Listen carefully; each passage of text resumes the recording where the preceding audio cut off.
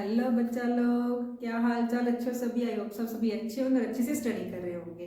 तो लास्ट हमने बोर बोरी के बारे में पढ़ लिया, शेल्स के बारे में पढ़ लिया। तो आपने शेल्स बनाकर भी देख लिए होंगे। आई होप, ये मैं सोचती हूँ कि आपने पढ़ लिया होगा, शेल्स भी बनाए होंगे, टॉमिक का पूरा नंबर भी लर्न हो गए होंगे, 1 to 20 एलिमेंट्स भी लर्न होंगे। ठीक है।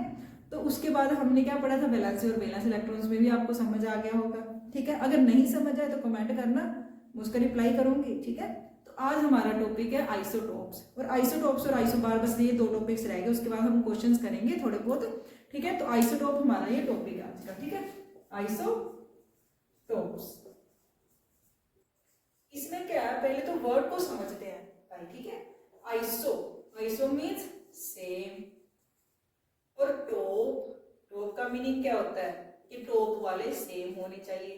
कि टॉप किस में मैं बोल रही हूँ, जैसे मैं ले रही हूँ एटम, ले रही हूँ एटम, कोई भी ले रही हूँ, एक्स एटम है कोई भी। ठीक है, उसमें हम लिखा था नीचे यार जेड, ऊपर लिखा था ए क्या था हमारा, मास नंबर, यही था ना, मास नंबर था। और जेड क्या था हमारा, एटॉमिक नंबर, यही हमने किया था। तो क्या देखा हमने कि टॉप वाला सेम है, मींस मास नंबर सेम होना चाहिए।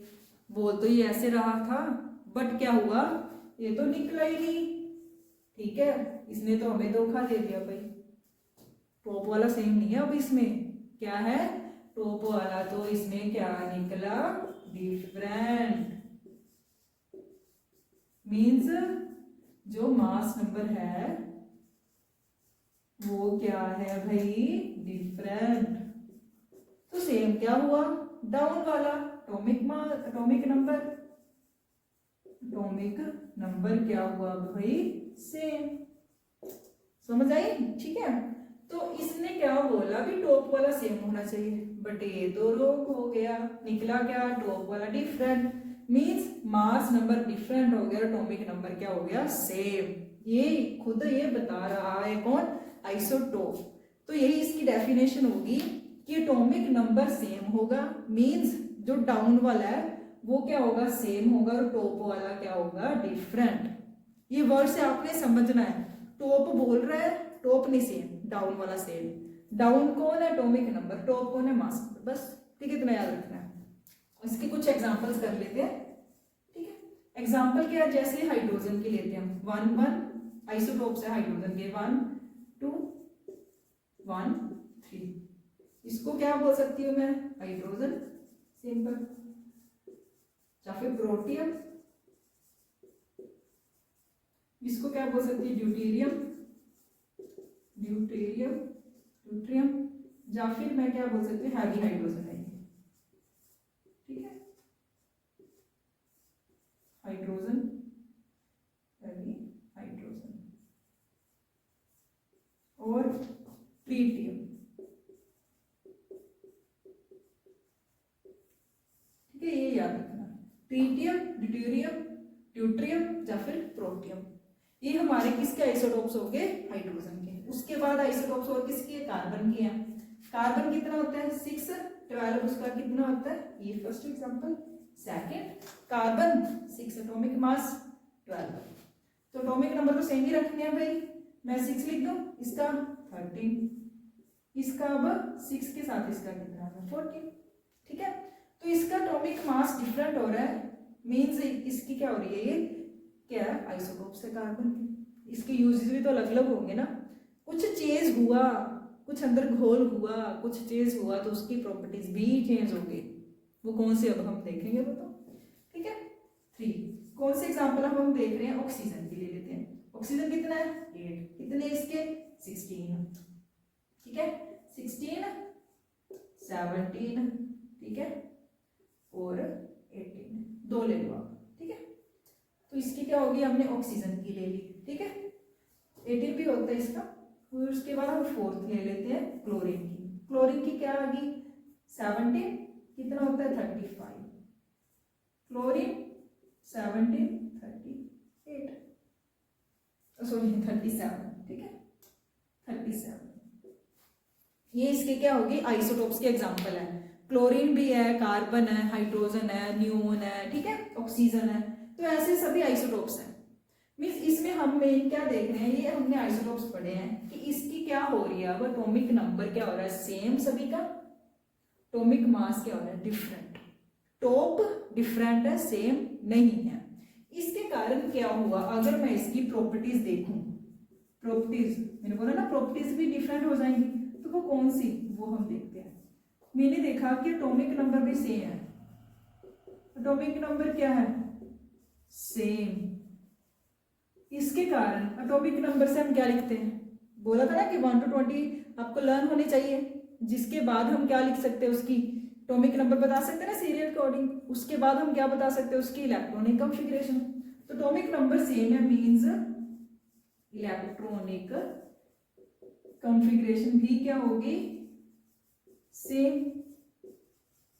यही हुआ ना, क्योंकि एटॉमिक नंबर के अकॉर्डिंग तो इलेक्ट्रॉनिक कॉन्फ़िगरेशन लिख रहे हैं। अब इलेक्ट्रॉनिक कॉन्फ़िगरेशन में क्या था कि शेल्स में इलेक्ट्रॉन्स कैसे फिल हो रहे हैं, उसकी अरेंजमेंट थी। तो उसमें क्या था, शेल्स के अकॉर्डिंग हमने बताया था क्या, उसकी वैलेंस इलेक्ट्रॉन्स एंड वैलेंसी। तो इससे क्या हमें पता चला कि भाई वैलेंसी एंड वैलेंस इलेक्ट्रॉन्स भी क्या हो गए, सेम।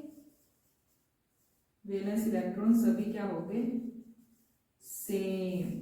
समझ आ गई, ये क्या उसकी chemical properties, means chemical properties में क्या हमने देखा कि एटॉमिक नंबर सेम है तो उसकी इलेक्ट्रॉनिक कॉन्फ़िगरेशन भी सेम हो गई और उसकी वैलेंसी और वैलेंस इलेक्ट्रॉन्स भी सेम हो गई।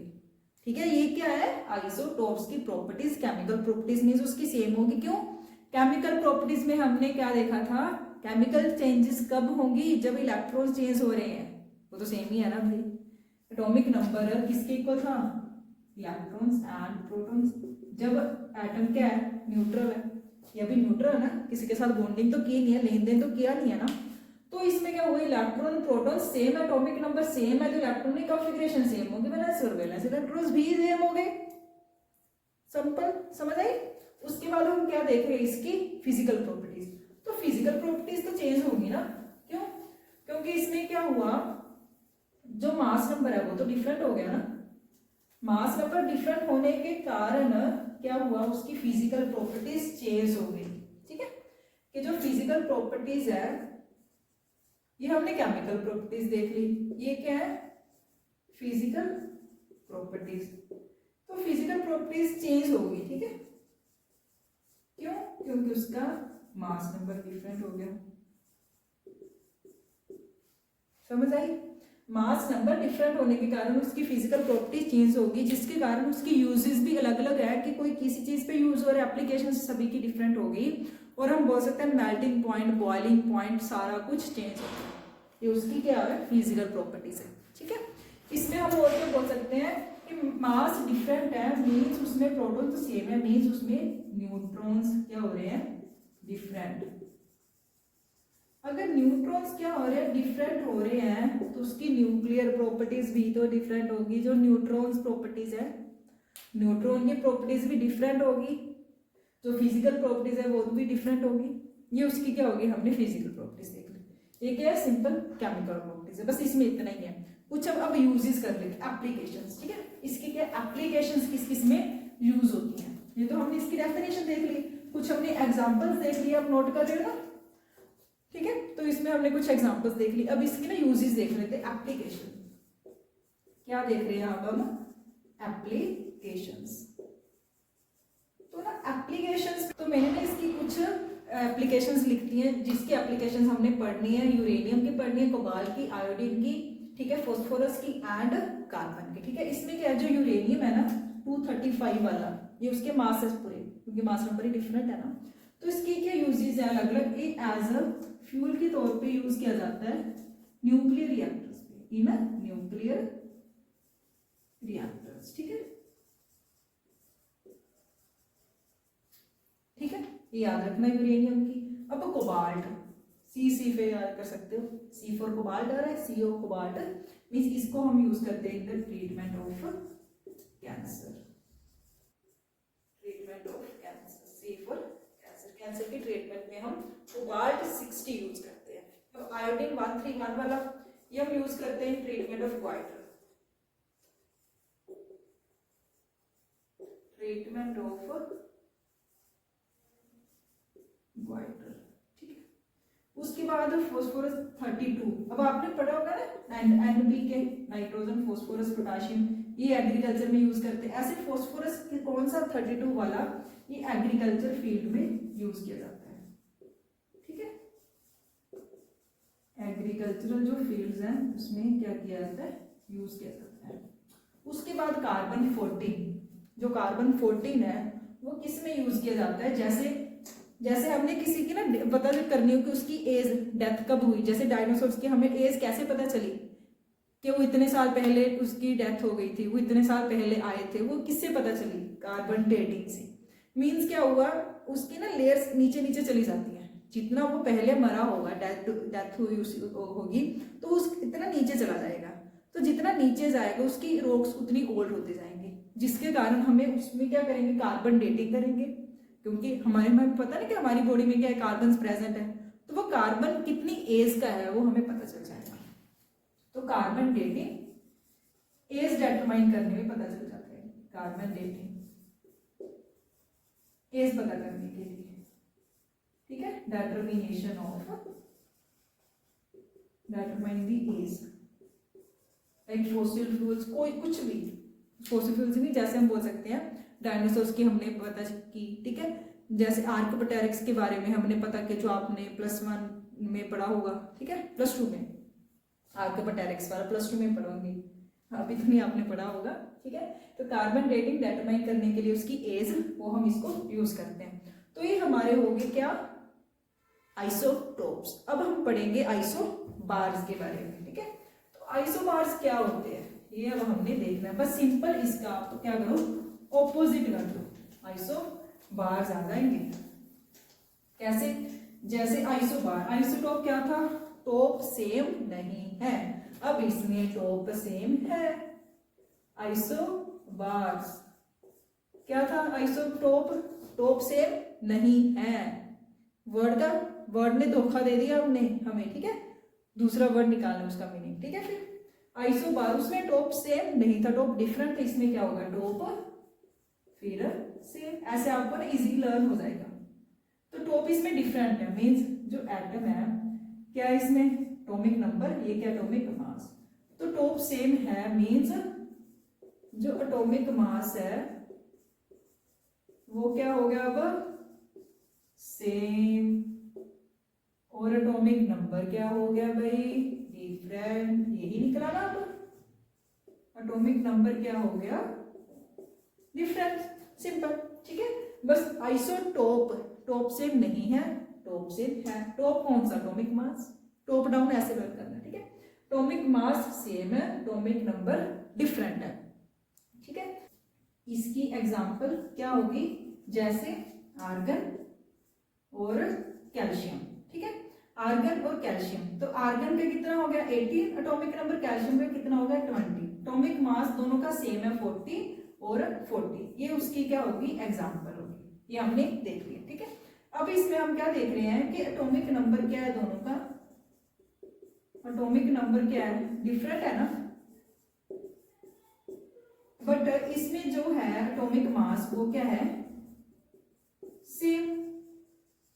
एटॉमिक जो मास है, ठीक है, इसमें हम लिखते हैं एटॉमिक मास, जो एटॉमिक मास है वो क्या है, सेम, ये हमें पता चल गया। इसके साथ जो एटॉमिक मास है हमें पता है, एटॉमिक मास किसके कारण होता है, प्रोटॉन्स प्लस न्यूट्रॉन्स। तो अभी इसमें न्यूट्रॉन्स देख सकते हैं कितने हैं, जो प्रोटॉन्स हैं वो आर्गन में कितने हैं 18, और जो कैल्शियम में प्रोटॉन्स हैं वो कितने हैं 20, ये देख लिया। न्यूट्रॉन्स कितने रहे होंगे, तो 18 है, 40 बनाने हैं, 22 न्यूट्रॉन्स होंगे ना इसमें, और इसमें न्यूट्रॉन्स कितने होंगे 20, तभी तो 20 + 20 40 बना।